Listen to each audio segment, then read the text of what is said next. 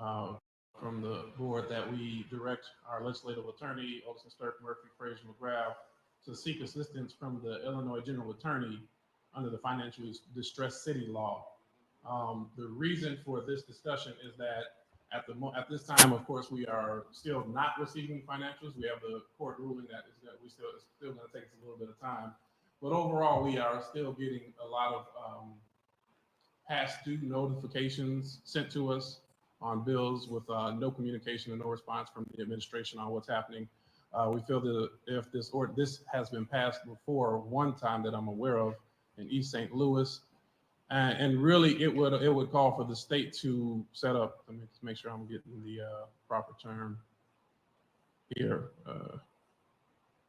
They will be setting up a Dolton Financial Advisory Authority, which will be overseen at the state level to monitor and make sure that the proper bills that are coming in are received, are voted on, and get paid. And I'm talking about bills that we feel are critical: our workers' compensation insurance bill, our police vehicle bills. We want to make sure all the bills that should be getting paid are being presented to the board and being voted. And at this time, that level of transparency has not been afforded to the board. So we are, the ask would be that we have our attorney inquire from the General Assembly.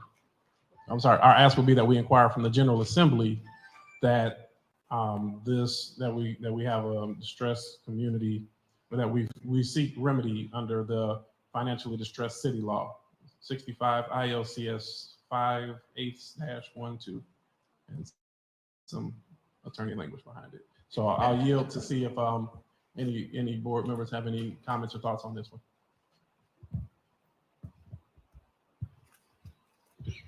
I just want to state that I am in agreement with this because for the last few months, we've been begging for the financials, right? In every meeting, we hear the same thing. They have the information, and the information have yet to be put on that jumbotron. So hopefully, with the court's ruling or with this being put in place, they will either put it on a jumbotron or email it to us and provide it to us so that we can provide it to the residents, because we hear you when you all ask us questions regarding the financials, and we love to provide you with the information. So look for the jumbotron next meeting. Hopefully they put the information on there for us. Okay.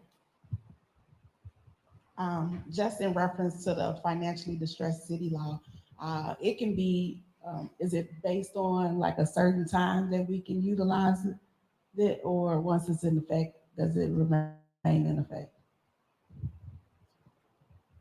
The request that we, assuming board is okay, will be asking is that while this mayor is in the is at the helm, that the state assistant overseeing the financials of this community.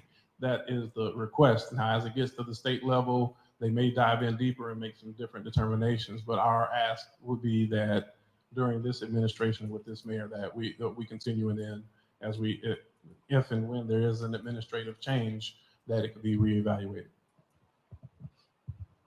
Thank you. I'm definitely in support of it, but I just want to reiterate to everyone, we are in bad shape.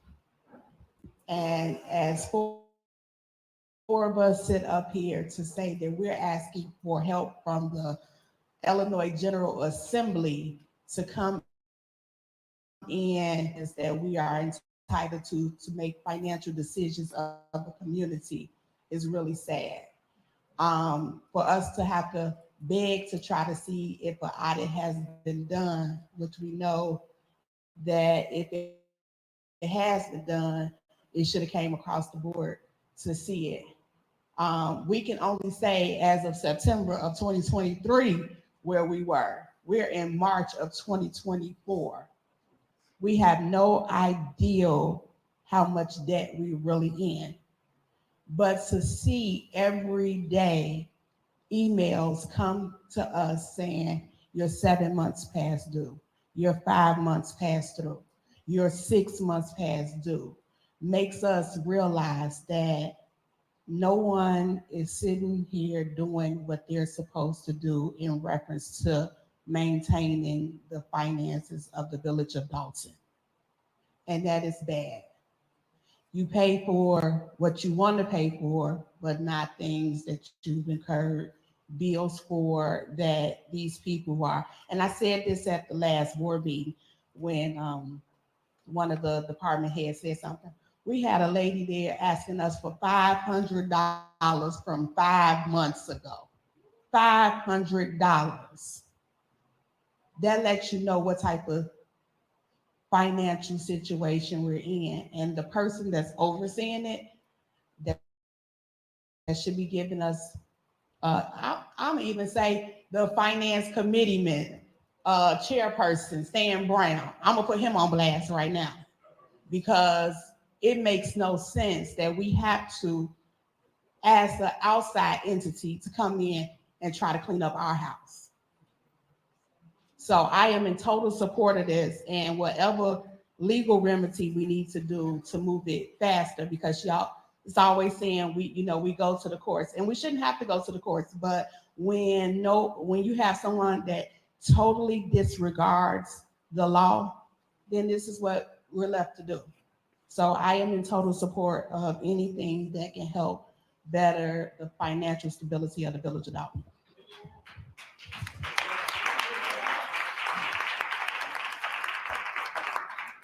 I too am in agreement.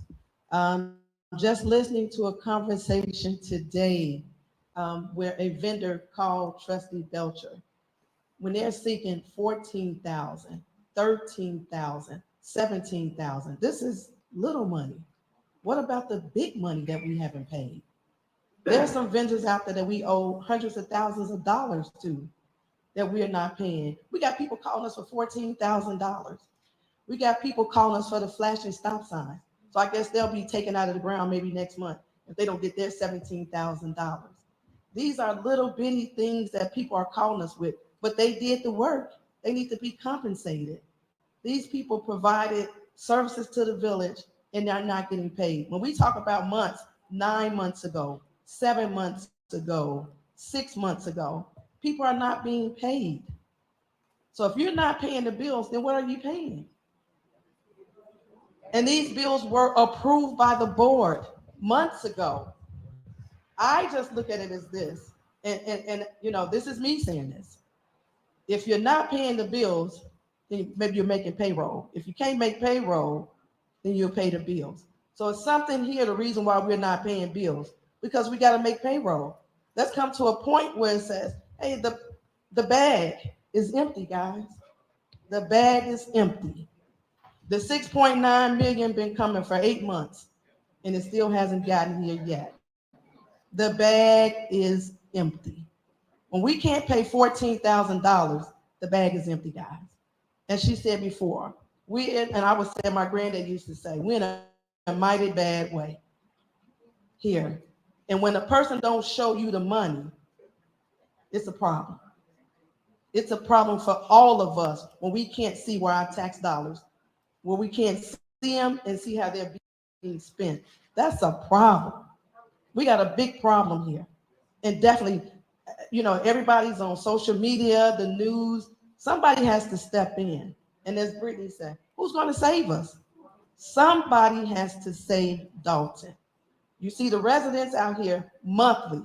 You see the trustees. We're here. We're begging for someone to come out here and save Dolton.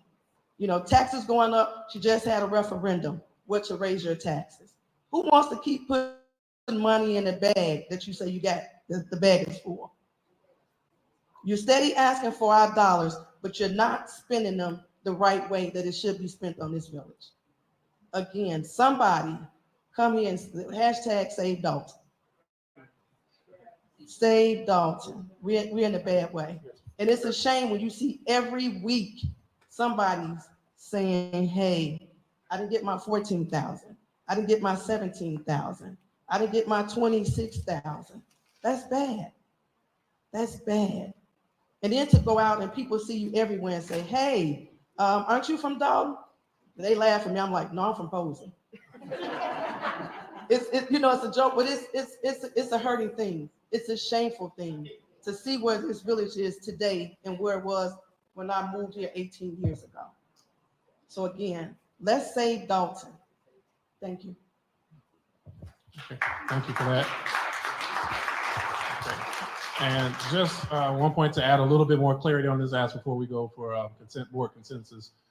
This is about more than getting the financial documentation to the board members. This is because my thought is, of course, put it on the website. I don't need to get it from the administration. The residents in the community deserve that information. But this would also go beyond getting the information and making it public. This would empower the state to actually issue the check.